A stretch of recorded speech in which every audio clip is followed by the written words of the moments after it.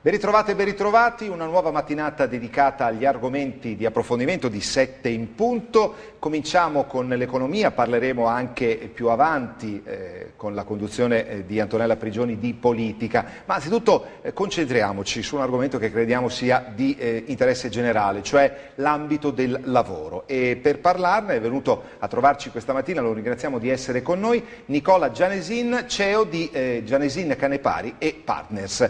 Buona mattinata a lei, dottor. Grazie, buona mattinata a voi. Grazie di essere con noi. Noi ci siamo permessi di titolare Grande Opportunità perché parliamo di un piano che si chiama Garanzia Giovani della Regione Veneto, a cui voi avete collaborato per, come dire, una valorizzazione delle risorse del territorio e per aiutare tanti giovani che non riescono a trovare sbocchi in questo difficile mondo del lavoro.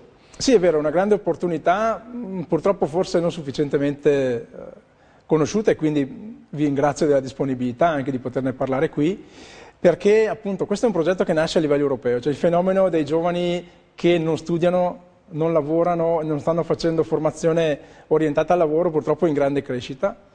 Nel Veneto per fortuna siamo ancora sotto la media, perché stiamo parlando di una popolazione che sta intorno al 6-7% dei giovani tra i 15 e i 29 anni. Altre regioni d'Italia vedono questa percentuale andare anche sopra il 50%, la media europea è intorno al 23%, quindi è un fenomeno grave. E in Veneto, appunto, pur essendo più basso della media, comunque purtroppo è stato in aumento, adesso speriamo che nel 2015 si arrivi a una stabilizzazione.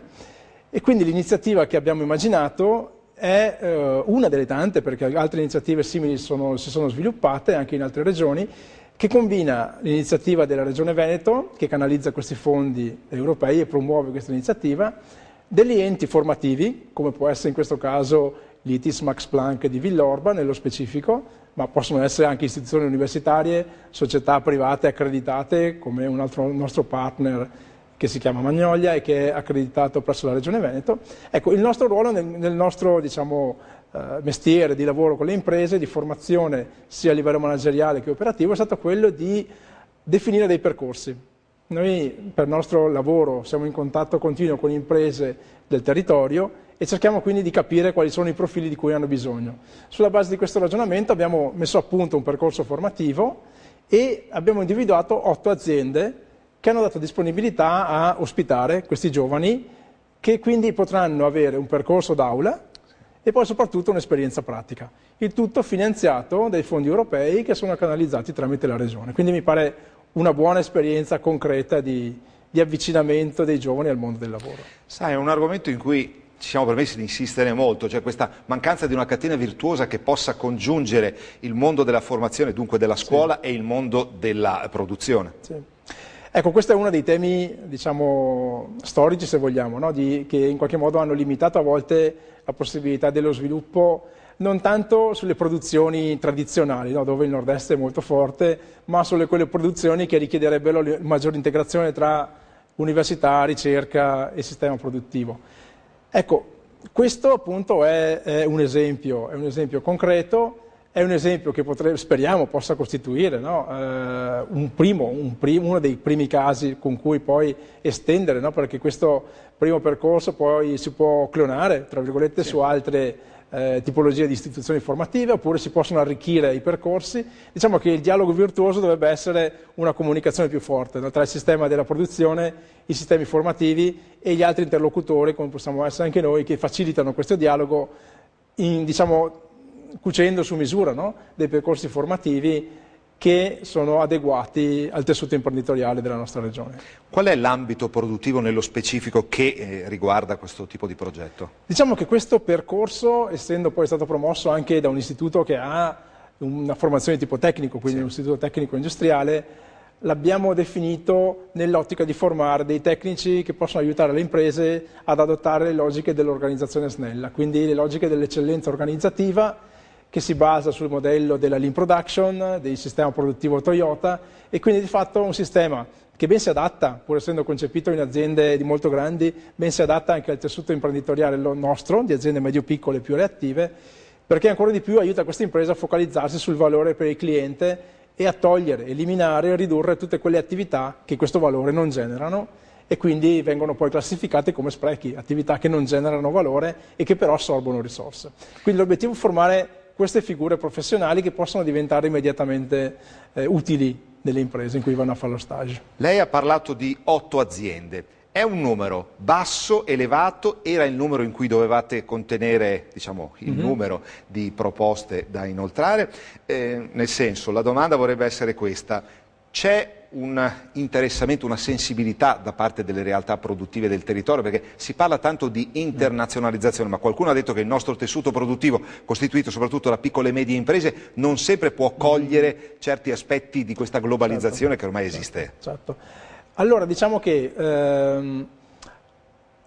è comunque un percorso di maturazione, secondo me, anche da parte del tessuto imprenditoriale, Sì. un po' appunto perché queste aziende vengono da ormai 8 anni di difficoltà oggettive, no? Chi, diciamo, in misura minore, chi in misura molto forte, però tutte le aziende hanno riscontrato difficoltà e, tra virgolette, non dico che siano dimenticate, ma insomma non è più una pratica operativa quella di assumere e inserire nuove risorse, no? Diciamo che c'è il timore, no? Che questo possa portare all'incremento di costi fissi, no? Perché ovviamente anche se anche lì poi il Job Act porta a una flessibilità maggiore, no? Nell'inserimento di nuove risorse, c'è sempre il timore di fondo che ci si possa irrigidire assumendo personale, no? Non avendo chiara la prospettiva in avanti. Ecco, da questo punto di vista quindi c'è una certa difficoltà a individuare aziende disponibili, però è anche vero che ci sono. Il numero di 8 è perché poi questi progetti debbono avere la logica della concretezza. Sì. Quindi non possiamo formare 50 persone e avere 50 aziende, perché sarebbe molto difficile poi anche garantire la qualità sia del percorso formativo che dell'inserimento in azienda. Quindi questo non è tanto un limite né progettuale né del sistema, è una scelta di avere piccoli progetti che però, così come è partito questo, sulla base dell'esperienza ne possono partire poi in parallelo molti altri. L'idea è quindi però avere questi piccoli gruppi di imprese e di lavoratori in potenza, cioè diciamo di giovani che cominciano, con una guida, una tutorship, una supervisione, un supporto da parte nostra adeguato. Quindi per forza non possono essere progetti, diciamo così, assembleari o faraonici. Sa, per dissipare ogni dubbio, tante volte purtroppo nel nostro paese la parola stage è coincisa con esperienze non proprio edificanti anche per i diretti interessati, ragazzi che si ritrovavano, come dire, a fare fotocopie, a passare carte, ma non qualcosa di formativamente importante. Certo. Sì, innegabile, quindi non si può dire che non sia successo e né si può pensare che non succederà in futuro. Ecco, ovviamente di nuovo il numero contenuto sia di imprese che di studenti e di potenziali lavoratori fa sì poi anche che ci sia un affiancamento che porta automaticamente alla concretezza.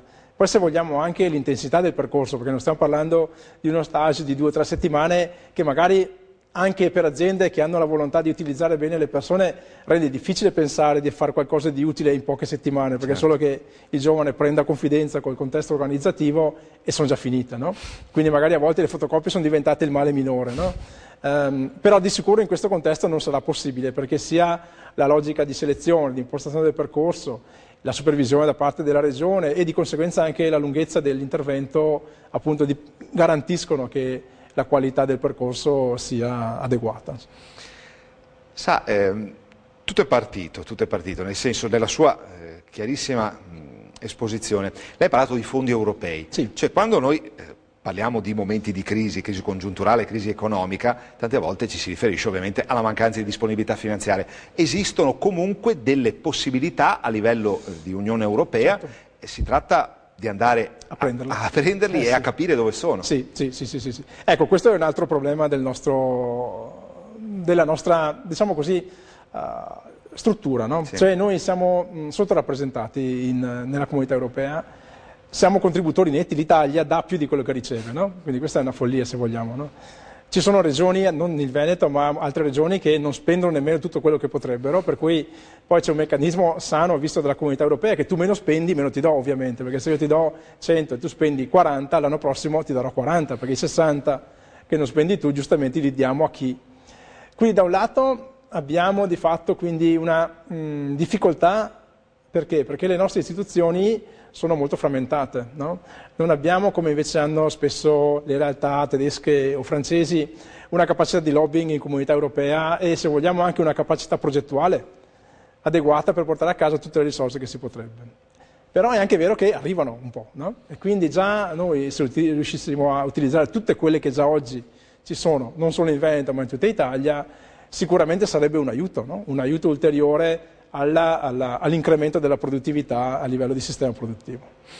No, insomma, sono considerazioni molto importanti e sono anche un messaggio per chi ci segue da casa, un messaggio, nel senso un'indicazione, ecco, importante per un momento che è difficile, ma non è insomma così disperato. Perché... Come sempre ci sono delle risorse a cui vale la pena attingere, no? Ovviamente poi tutto può essere visto con maggior serenità se e quando, e speriamo a breve, anche il mercato tornerà ad aiutare, quindi la domanda, come sembra da alcuni segnali di questo inizio 2015, possa tornare a crescere. Però già oggi, diciamo, per imprenditori, per istituzioni, per sistemi della formazione che hanno voglia di mettersi in discussione, le opportunità per farlo ci sono. Noi approfittiamo di un doppio elemento, il fatto che siamo in marzo, per cui c'è già la possibilità di un bilancio trimestrale, sì, e l'opportunità di avere come nostro ospite il dottor Gianesin per chiedere una valutazione proprio, cioè questo inizio del 2015, questo anno indicato scintillante, perlomeno all'indomani di quelli che sono invece stati anni molto bui. Qual è la sua valutazione al momento di quello che sta avvenendo? Beh, guardi, francamente i primi mesi, diciamo che questo potrebbe a breve, diciamo, no? Si compie il primo trimestre, noi vediamo molte aziende tutti i giorni e si comincia a respirare qualche segnale finalmente positivo.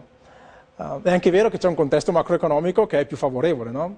Se pensiamo al fatto che per chi esporta negli Stati Uniti da pochi mesi ad oggi è come poter esportare a un 40% di sconto perché l'euro è quasi alla parità col dollaro. Se pensiamo che la BCE finalmente ha cominciato a comprare titoli e quindi a immettere liquidità sul mercato, cosa che la Fed ha fatto 5 anni fa, e quindi si vedono i risultati. Negli Stati Uniti oggi sono alla piena occupazione, no?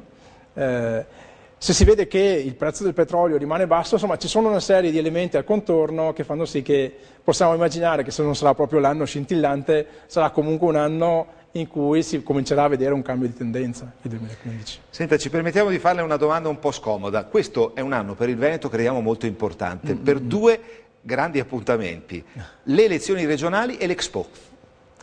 Sì, allora diciamo, per quanto riguarda le elezioni regionali, quello che posso dire, anche se diciamo, il mio mestiere non è l'analista politico, insomma, ho l'opinione del cittadino della strada, io credo che in questo momento ci sia bisogno di continuità fondamentalmente, no? E quindi immagino che chi ha fatto bene finora debba continuare a farlo. Ci sono degli appuntamenti fondamentali, una cosa non banale che poi si collega al tema dei finanziamenti è proprio che quest'anno, nel 2014, si è chiuso il programma di settennato della Comunità Europea in cui sono stati erogati tutti questi fondi e sta partendo il nuovo programma, quindi 2014-2020. Ovviamente questo fa parte di una delle missioni fondamentali di chi in regione a livello di assessorato deve dare questo là.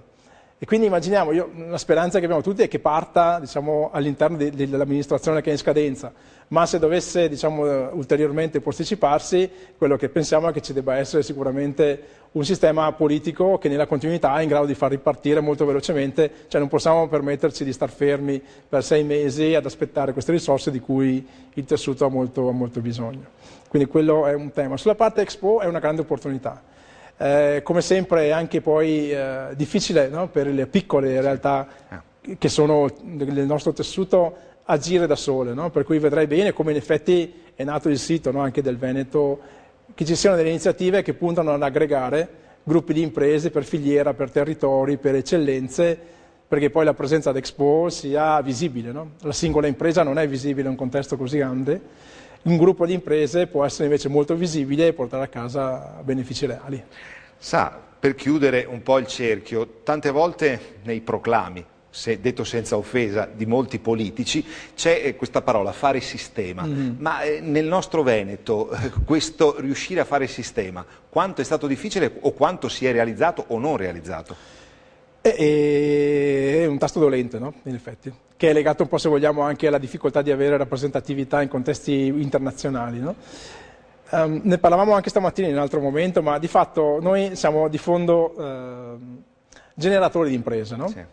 E questo è un dato positivo. Ognuno di noi, o la gran parte, diciamo, di noi, punta ad avere la propria impresa e questo garantisce una certa vitalità del sistema, no? Tante imprese purtroppo muoiono, ma ce ne sono tante anche che nascono. Dove non siamo capaci è quello di creare poi dei poli di dimensioni importanti, no? E quello credo sia però un tema che non è ancora risolto, no? E francamente non so nemmeno come possa essere risolto in modo strutturale, se non dalle esigenze poi che a un certo punto, se vuoi stare in piedi, per forza devi aggregarti.